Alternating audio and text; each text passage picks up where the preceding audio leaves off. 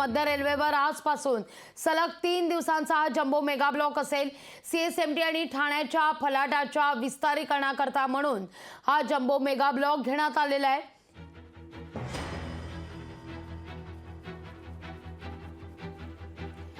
एकतीस मे, 1 जून आणि 2 जून असे सलग 3 दिवस हा जम्बो मेगा ब्लॉक असेल।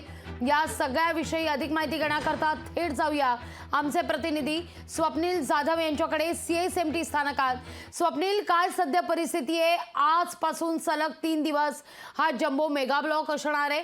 बहुतांश नोकरदार वर्गांना आजपासून सलग 3 दिवस हे वर्क फ्रॉम होम देण्यात आल्याचं देखील कळत आहे। त्यामुळे आता गर्दी कमी झालेली आहे की परिस्थिती जैसे तेच आहे? काय पर्यायी मार्ग सुद्धा स्वीकारले जात आहेत मुंबईकरांकडून?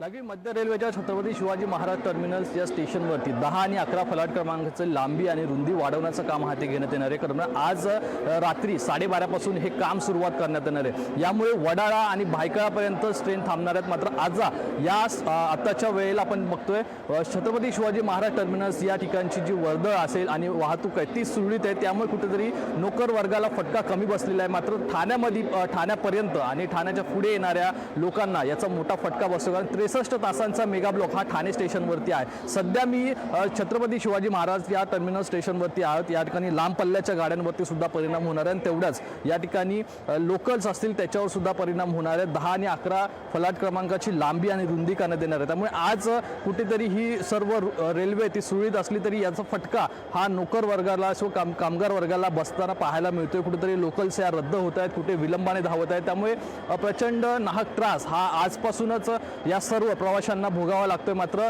लांब पल्ल्याच्या गाड्या या रद्द करण्यात आल्यामुळे त्या ठिकाणी मोठा त्रास हा लांब पल्ल्याच्या गाड्यांनी प्रवास करणाऱ्या प्रवाशांना सुद्धा होताना आपल्याला पाहायला मिळते। लागली निश्चित स्वप्नील, तुर्तास धन्यवाद तुम्ही दिलेल्या सविस्तर माहिती करता। तुमच्याकडून या सगळ्या संदर्भात अपडेट घेत राहू। लोकशाही मराठी ऐका, पहा, जागरूक रहा।